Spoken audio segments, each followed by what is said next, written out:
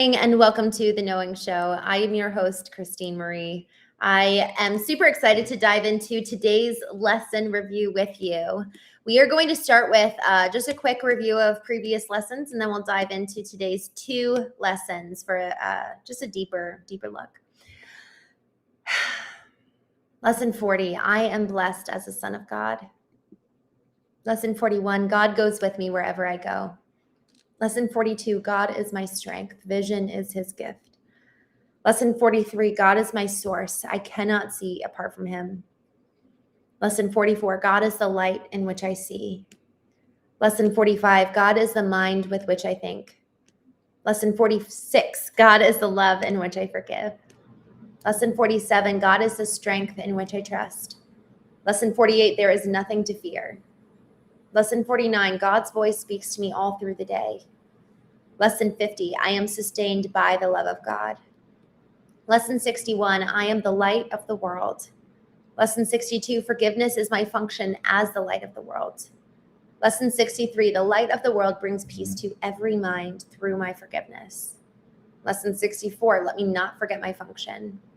Lesson 65, my only function is the one God gave me. Lesson 66, my happiness and my function are one. Lesson 67, love created me like itself.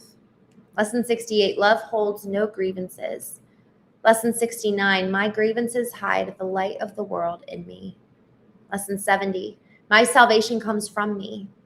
Lesson 71, only God's plan for salvation will work. Lesson 72, holding grievances is an attack on God's plan for salvation. And we are going to be reviewing lessons 70, we're diving into lesson 72 and lesson 73 for our review today. All right. Or lesson 73 and 74. All right, here we go. Only God's plan for salvation will work. I'm sorry, this is lesson 71. It is senseless for me to search wildly for salvation. I have seen it in many people and in many things. But when I reached for it, it was not there. I was mistaken about where it is. I was mistaken about what it is. I will undertake no more idle seeking. Only God's plan for salvation will work, and I will rejoice because his plan can never fail. There are some suggested forms for applying this idea specifically. These are some suggested forms. God's plan for salvation will save me from my perception of this, whatever situation or circumstance. This is no exception in God's plan for my salvation. Let me perceive this only in the light of God's plan for salvation. You know, I was talking to my sister last night, and we were talking about just really this process of letting go. The book that I've been giving out for trivia, we play trivia every Wednesday. And the book I've been giving out every single week has been Letting Go by David Hawkins. And y'all, there's something around truly surrendering. You know, only God's plan for salvation will work. And as I'm reading this, I'm just thinking about all the times when I don't consciously think that if I achieve the thing I'm striving for, if I work through this conflict or insert the blank, all the things that we're trying to do, everything that we define as success, I don't consciously think that achieving that or doing that will get me salvation.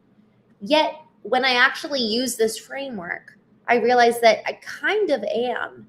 I'm very subconsciously assigning this thing that I'm pursuing as a mechanism to achieve salvation, not necessarily spiritual salvation, but maybe intellectual salvation or emotional salvation. Like, I will feel better. My life will be better. I will be better. My life will turn around. And you know, last night we were talking about building a strong brand, and we did some real-time applications, and we were talking about potential job changes, and all of that is so important. I mean, even just this morning, I had a 8 a.m. meeting virtually with a team out of Manhattan to do some training on knowing yourself and knowing your brand. And y'all, that's all important. That's all good. And therein does not lie our salvation. Where our salvation lies is in knowing who we are and living according to that and choosing, I am actually going to fulfill on what the ultimate function that achieves salvation is, which is God's plan for it. It's us operating as the light of the world. It's us operating in alignment with who God says that we are. And in that, we experience total freedom. And there's a surrender and a letting go. There's an element where, my darling and I have this concept and this narrative that we continuously repeat to ourselves. And I would say it's a core belief. My dad once said, he said, if you can just believe that God is good. And this core belief that we really hold to is everything is for me.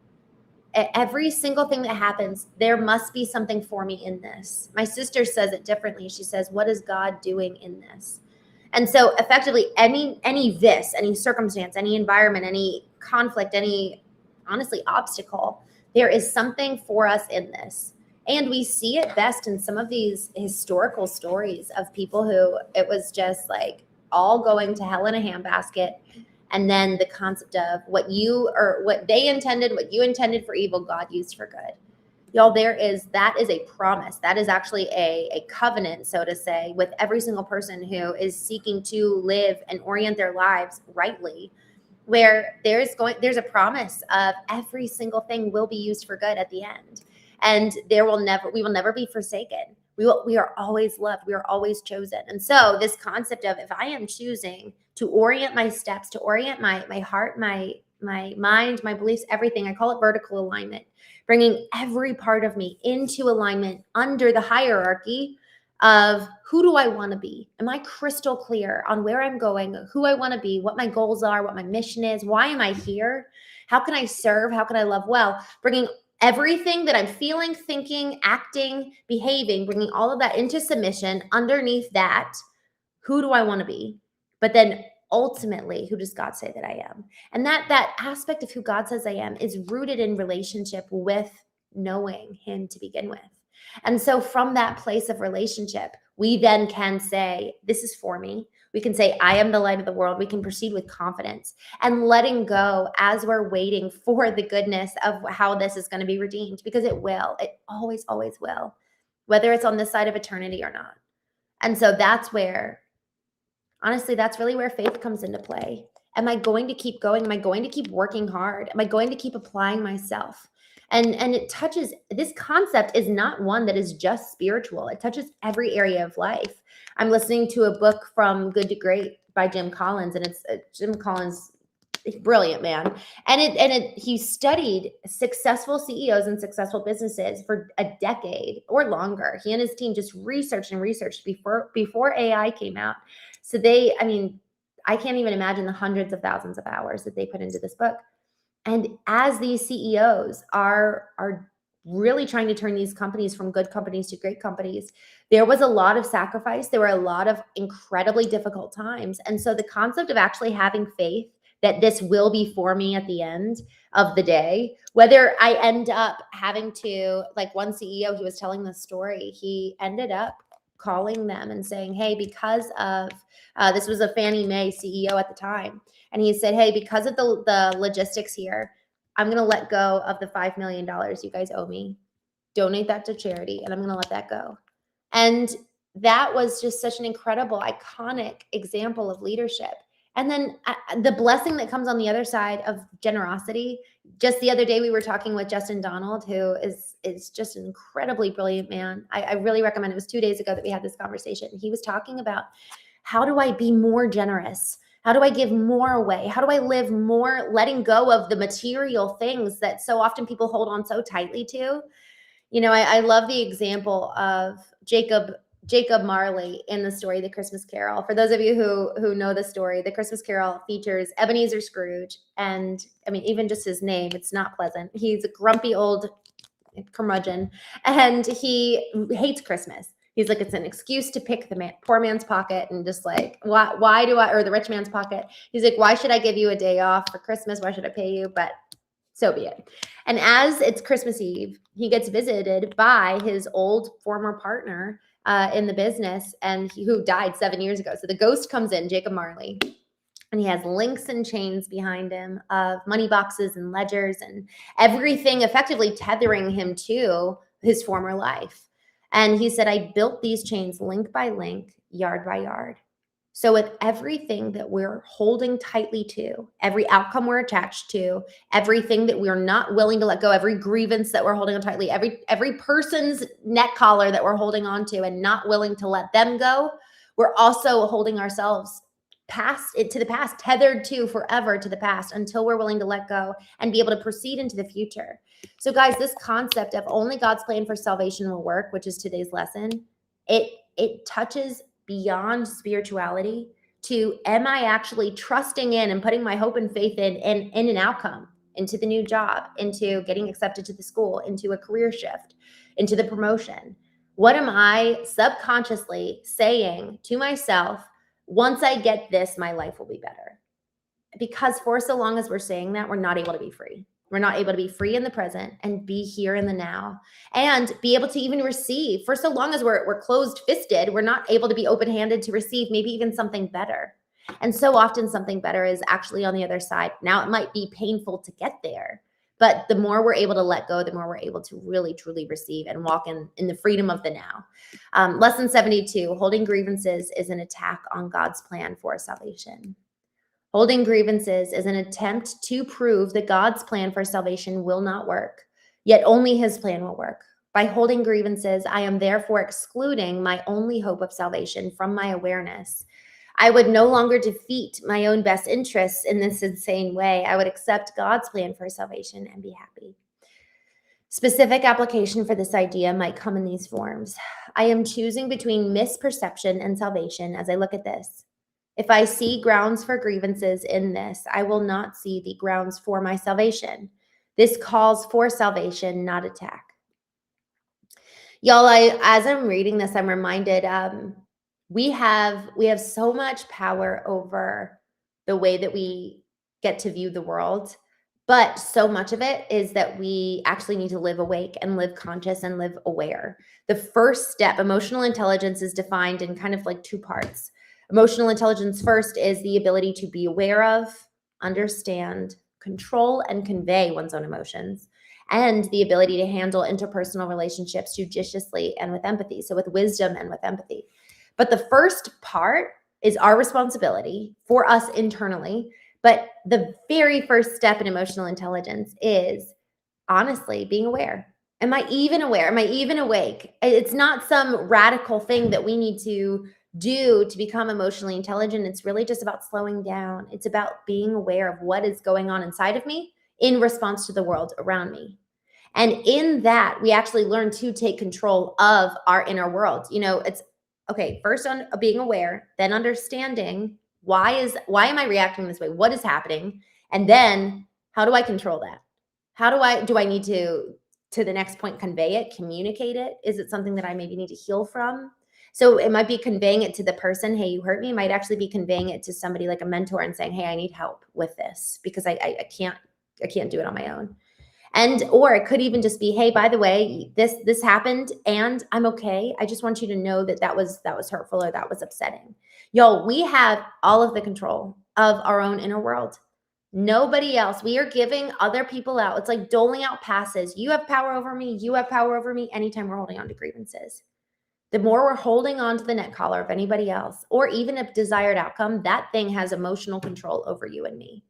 And so if we truly want to live as free, then we would have to adhere to these lessons, which is only God's plan for salvation will work. And in that, we experience emotional freedom to be here in the present and even allow for the process, which is so often, the before. It's the preamble to the outcome that we're looking for. So am I even going to allow myself to move through the process and really be cultivated and changed and even enjoy the process, like enjoy the journey, as they say?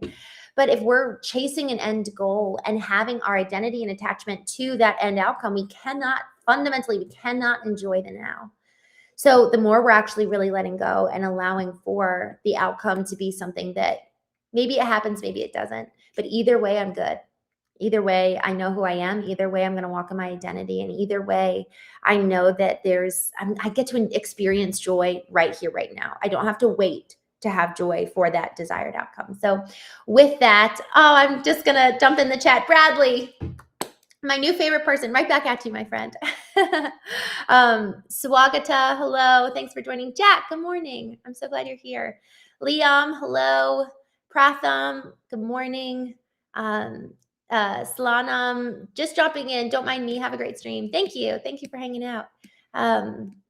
Johnson, Timothy, good to see you. Candy, Johnson, Timothy. I am gonna put you on timeout. All right, I am just looking down here. Jose, good morning. First like, I love it. Thank you. Just scrolling down. JC, thank you so much for joining. Yvonne, 12 Poles Line, good morning. Jingle Jungle, yes, he is. I love my papa. Oh, Nicole, I bought earrings. I bought earrings like your white ones. I love them. Oh, I have to say those are my very favorite. I'm so glad you're here, Nicole. Also, I like what. Okay, so this is, I guess, kind of a mini announcement for those of you who last night we were on the show and we decided that April 9th is going to be the day. Bradley was on. DJ, a few others. We were talking about the fact that April 9th is going to be the first day that I'm going to set up the Knowing community so that whoever, I'll have to figure out kind of the rules, but whoever wants to go live with me, we'll kind of do a roundtable and we'll pick some topics and we'll start going live. And so, Nicole, it would be fun to have you and see you and see your earrings. Endless Name, good morning. Just saying thank you for hanging out.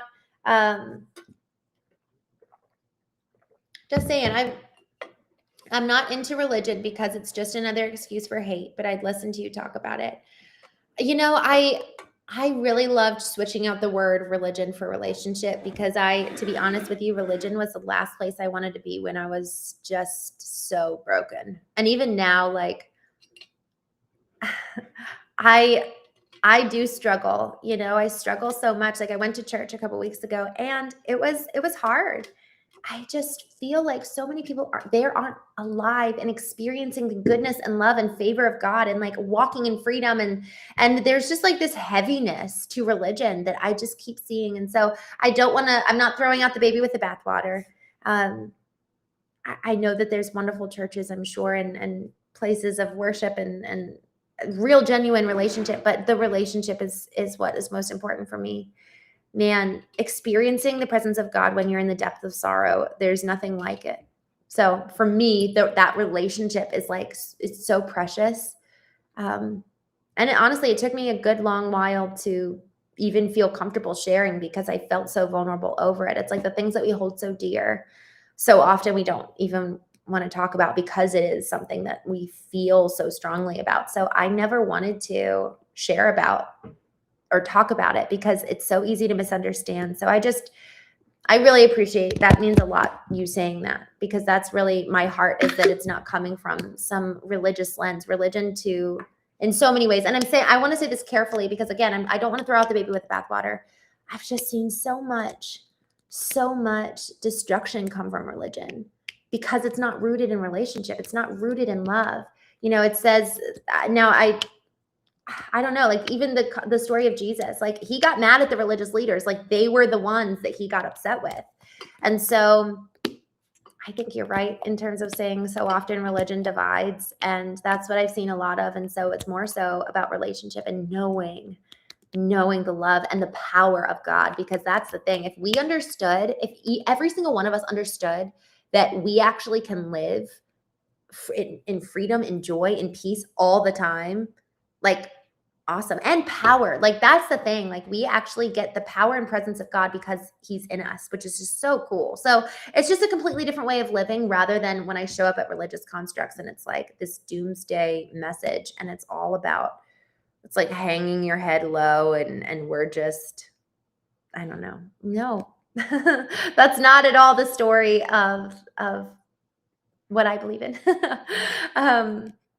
All right, scrolling down. Justin, howdy, first time viewer.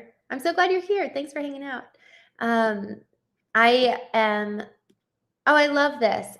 Adrian says, hi, Adrian, my friend. Adrian, we were talking about you last night. I don't know if you're still watching, but I would love to have you come on the Knowing Show and talk about Web3. Last night you came up and we were talking. I actually linked our previous conversation in the chat. But I would love if you're up for it, for us to talk AI. And we also need to talk about marriage, because that was another thing we wanted to talk about. Okay. So this is the quote from Adrian on Facebook. When I don't know who I am, I serve you. When I know who I am you. Ram Dass. I've got to look into that one. that makes me curious. Shaquille. I also have never read Ram Dass, so I need to go learn. I've heard his name, but I don't really know who he is. Shaquille, good to see you. I'm so glad you're here.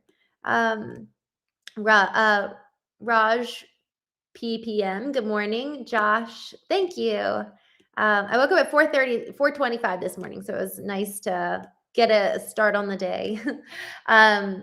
Z Ryan, hello. David. All right. Define what you mean when you say religion. I would say religion, honestly, probably more so in alignment with the Pharisaical type of approach, where it's not necessarily like a religious belief system. It's more like the dogmatic black and white. That's why I have to be so careful when I'm talking about this, because to your point about defining terms, when I'm talking about religion, I'm really speaking to kind of that Pharisaical approach and mindset that can be found in across any type of belief and religious framework. Defer John.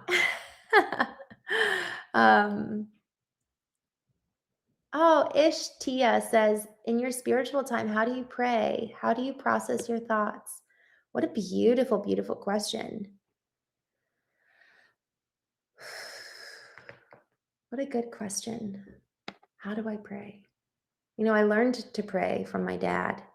I'm one of 6 kids, and we would be, getting ready in the morning, getting ready for school, and he would be in the little powder bathroom, and he would actually have music playing, and he'd be singing, and we'd hear him pray. He would go on prayer walks. So we have a family business. It's 100 years old, 104 years. It was started in 1922 in Baltimore, and he would pray over the business. He would pray over his family.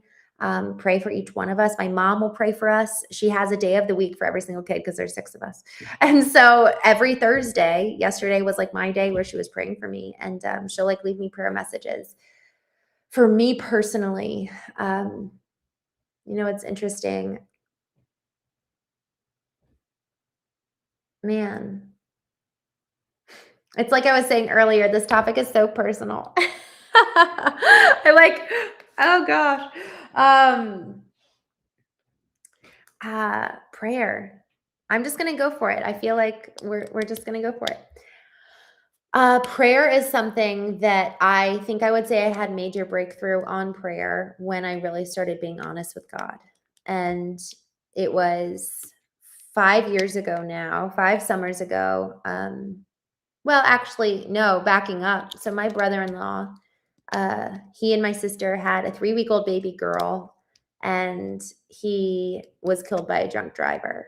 And my sister and her 3-week-old baby girl moved in with us, and it was just pretty much the most devastating time of our lives, and it was awful. And so that was, I think, kind of the first time I was really honest with God. I was like, why did this happen? And really started, we've been talking about contending with God and wrestle. There's this biblical story of somebody wrestling with God. And I think I had to wrestle with him. And that led to a breakthrough in prayer, was I needed to be honest. And then the second kind of big breakthrough in prayer was when my husband left, and he said, I don't love you. I don't love God. I don't love your family. And that just completely devastated me. And that, I think, was a second breakthrough, but it was really fully, I learned a lesson, really fully unveiling myself. Somebody told me this story, and it's actually a story in the Bible. It's this woman who really, really wanted a child. And she for years and years and years, she prayed and prayed and prayed and hoped and wanted, and nothing. And then finally, she went to the temple. And at the time, it was like that's where the presence of God dwelled, was in this physical building. And so she went to the temple. And the verse says, she poured out her soul before the Lord, and the Lord heard her. It's funny. I don't know why I feel like I'm getting emotional. Y'all, when we're in that season of just like so much brokenness, it's like you're watching your whole world just crumble in front of you. And I know a lot of you have been through that at various points, and watching my sister's world crash and burn, and, my niece growing up without dad, and then watching my husband leave. It really was just like, God, how could you let this happen? And I never would have thought that divorce would have been like something that was what God would have wanted. And yet that's where I was. That was where my life was. And actually it like gave me hope knowing my sister had made it through her loss. We don't talk about the difference between grieving the dead versus grieving the living. To know that that person still exists and doesn't want you is devastating. And so it was really, I think I had my biggest breakthrough in prayer when I really started to pour out my soul and really started being honest with God, and just was like, what the heck? Like I did everything right, And yeah, I think that was on the other side of being really honest, was when I started having the breakthrough with prayer and really started to experience the presence of God in a very tangible way. And then the third breakthrough I had with prayer was learning to hear his voice. That changed everything for me. And learning to hear his voice was coming through the time of like, let me pour out my soul and then sit and be quiet, like sitting in the silence. And I think that's part of going through the healing process, is just being quiet, turning off the noises, eliminating the inputs, turning off our phones, putting our phones down, and really allowing for, I guess you could say, the healing work to be done, and allowing for the tending of the soul of God to us. So it's pouring out our souls and then listening to receive. Because if we're filled up with anger, if we're filled up with grief, there's no capacity, there's no more room. It's like we've got nowhere to put anything new. So by pouring out, we're actually expanding our capacity and allowing for space for God to fill that void, and for his presence to really come in and like love on us and tend to us. So, yeah, I think that's what I would say to your question. So thank you for asking. I'm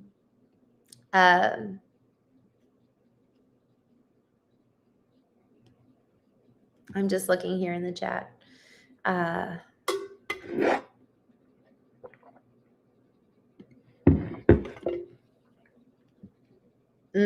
Wow. Sunny Nightmare says, rejection is protection. It's so funny. I really believe that in so many ways. I really, really, really do. I saw here in the chat, like, divorce is never God's will or what God wants. I think that there is something where I think God is so much more nuanced than God is not black and white. And I think that that's something that I've really come to learn. He's so much bigger than me. and I tried to put him in a box. I feel like on a regular basis, I don't mean to, but I try to put him in a box to understand him. And the box keeps flying off. The lid keeps flying off. And yeah, I don't know, so here's the thing. If I was to believe, okay, God would never want divorce, so am I fundamentally living a life God doesn't want for me? So I really struggle with, I can't let the narratives of like God should or God doesn't or God, wouldn't want this. It goes back to this whole conversation around God's plan for salvation. I have to trust that if I am ordering and orienting my life, my heart, my soul, my being under him and saying, use me, take me, I want to live in my calling. I want to live on the fullness of who I can be. I have to trust that God's going to be faithful to I mean, there's this beautiful concept of God being the shepherd, like taking care of us, like he's the shepherd of our souls. And so if I want to do his bidding, how much more does a shepherd want to tend to his sheep? So I actually really trust that.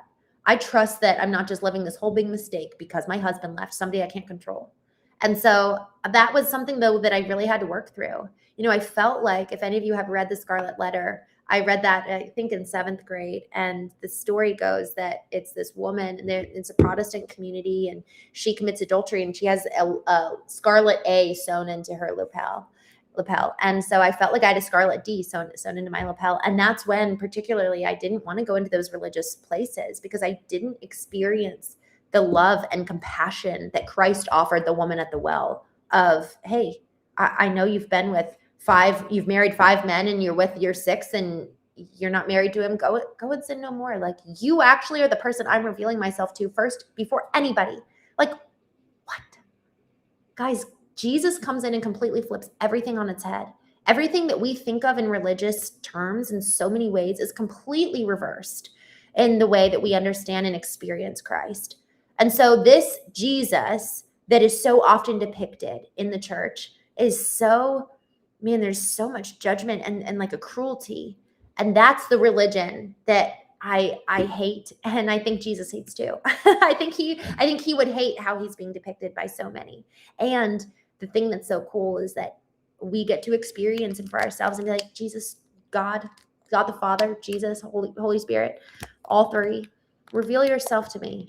Do we actually want to be revealed? Do we want to be revealed to? Like, do we want to be a vessel for the revelation of God?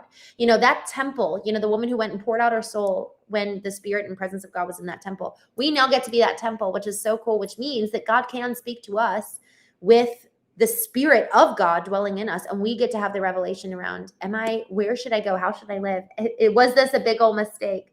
And I actually, I feel like God's really answered me around that question around my marriage, because it was, what a life. It was devastating and life altering, and just completely, in so many ways, ruined everything I had planned in life. So am I now just living one big mistake? God doesn't, want death. So my sister, is she now living one big mistake because her husband's gone? So this whole conversation, I think, is really, really important. But it just warrants and kind of forces me to think of, am I living and thinking dogmatically, or am I allowing for there to be being taught by God, about what's true? Adrian says, Jesus called the Pharisees in the temple hypocrites, blind guides, blind fools, whitewashed tombs, snakes, serpents, and a generation of vipers. Dude, like, y'all, those are some strong words. And so am I being like, this is where we're preaching this morning. So normally we don't go to this extent here on the show, but I think we should. Y'all, those priests, those Pharisees who were the ones representing God, we actually now get the opportunity to go and talk about redemption. We actually get to be those people, those representatives of God, but we can only be the authentic, true, integrous representative of that which we know, that which we have communed with and experienced, and the one that we've actually come to receive love and thus love in return.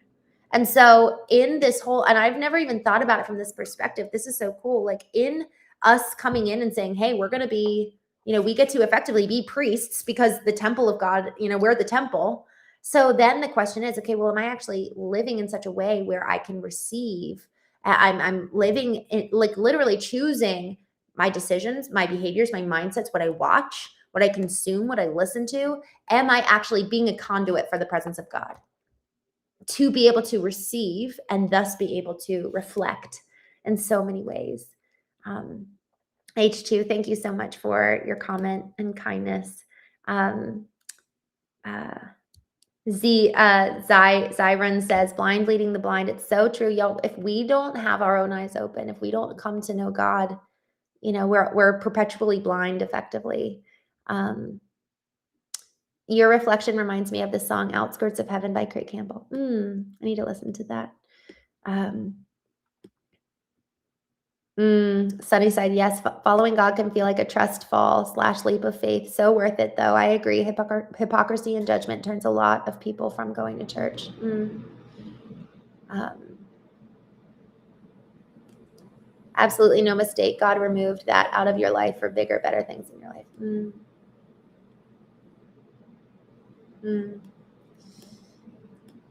The earth is described as reeling like a drunkard under the weight of sin, as discussed in many interpretations on. I've never heard that, man. I think most people in the church believe that Jesus came to die for us. And while there is truth in that, they forget that that was not his only purpose. He came here to show us how to live. Word. Yes. And Adrienne, I think that that's fundamentally what's being missed right now is that Jesus said, it's better for you that I leave. Why would it be better? Well, because now we actually get to, as he said also, you will do greater things than this. So the power and potency of how Christ lived truly was an example that we actually get to embody. Y'all, if we're not living in walking in power, where our presence doesn't turn heads and people are coming to us being like, hey, like, wow, you're cool. Like, what's going on? Why are you different? Because we are walking in the power of the presence of God in us and in the fullness of our identity. Do you know who you are? Do you know who you are called to be? We talked about there's kind of two parts to identity. Identity A is, okay, who does God say that I am? You're loved. You're so cherished. There is nothing you can do that would separate you from the love of God. And identity B is, who were you uniquely created to be? The way you laugh, your personality, your unique even combination of experiences, your story, your soul, what you love, what you care about, what you get angry by, all of that, the amalgamation of these two creates the you and me that comes forward then to the room that then the presence of God fills, and we're like, hey, I'm here to be on mission. I've got something incredibly important to do with my life, and I'm here to serve. And so let's get this show on the road. Y'all, if we're not feeling impassioned by what we do and who we are and this life, then we're probably not fully awake to our very, I guess you could say, identity. If we're not feeling excited, if we're not feeling that sense of power and that sense of purpose, then we probably actually don't know the fullness of who we are, because God created us in his image. So one, we're image bearers, which is freaking awesome. So therefore it's like, okay, let me go look in the mirror and remind myself that I actually am made in the image of the infinite ultimate creator. And I have a purpose and a calling. So with that, y'all, thank you so much for joining today. We went in a lot of different directions. I love this conversation. We're going to be live again tonight. Actually, tonight, I'm super excited about this. This was a topic that was asked for earlier this week. We're going to be talking about how to heal the inner child, or how to tend to the inner child. So we're going to be going live at 8:30 p.m. Eastern. And I actually am going to take time. I do need to jump off here for some meetings, but I'm looking at the comments here. And so I'm going to save these comments and then go through them so that I can just tune in. But I just wanted to say that I'm seeing these, and then I'd love to maybe even create some specific titles for future conversations around them. So in the mornings, every morning, 9 a.m. This morning I went on a little bit late because I was doing a talk for a Manhattan networking group. 9 a.m. Eastern, we do a daily Course in Miracles. And then in the evenings, we will have guests on the show and we'll talk about IQ, EQ, business. And so with that, thank you guys for hanging out with me this morning. This was a really meaningful conversation. So